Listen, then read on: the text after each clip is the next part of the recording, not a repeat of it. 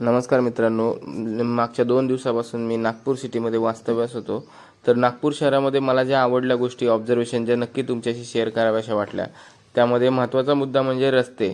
नागपूरचे रस्ते एकदम नियोजनबद्ध बनवलेले आहेत, कुठेही खड्डा नाही आहे, फुटपाथचं व्यवस्थित नियोजन केलेलं आहे. त्यानंतर स्वच्छता, रस्त्याच्या कडेला कोणी थुंकलेलं नाही आहे, डिवायडरवर कोण थुंकलेलं नाही आहे, कुठल्याही प्रकारची घाण नाही आहे, कुठल्याही प्रकारचं फुटपाथवर अतिक्रमण केलेलं नाही आहे. अशा प्रकारे रस्त्यांचं ऑब्झर्वेशन आणि रस्ते खूप छान आहेत.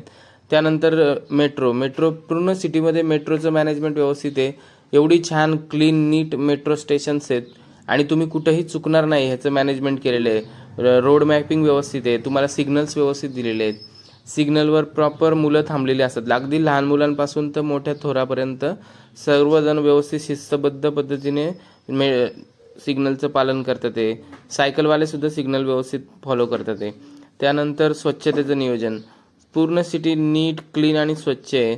त्यानंतर पोलीस मॅनेजमेंट, नागपूरचं पोलीस मॅनेजमेंट एकदम प्रॉपर, सिग्नलला पोलीस थांबलेले आहेत, सर्वांना गाईड करतात, कुठून कुठं जायचं ते सांगतात, कोणाला काय हेल्प लागली ते सुद्धा बघतात. त्यानंतर मोठे मोठे चौकमध्ये प्रॉपर त्यांनी लाईटिंग केलेली आहे. नंतर कलर रंगीबिरंगी प्रकारचे वेगवेगळे पुतळे वगैरे ठेवलेले आहेत.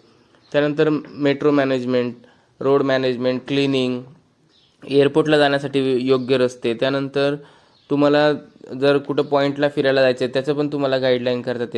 प्रदूषण व्हावं नाही त्यासाठी त्यांनी इलेक्ट्रिक ज्या रिक्षा आहेत त्यांना जास्त भर दिलेला आहे. इलेक्ट्रिक रिक्षा तुम्हाला जास्त प्रमाणात दिसतात. अशा प्रकारे खूप छान वाटलं. आणि रस्त्यांसाठी तर मी नितीन गडकरीजींना धन्यवाद देतो की त्यांच्यामुळे एवढे छान रस्ते नागपूर शहराला मिळाले. आणि मॅनेजमेंटसाठी तर देवेंद्रजींना मी धन्यवाद देतो की एवढे छान मॅनेजमेंट त्यांनी नागपूर शहराचं केलं आहे. असं संपूर्ण महाराष्ट्राचं करावं ही अपेक्षा माझी त्यांच्याकडून.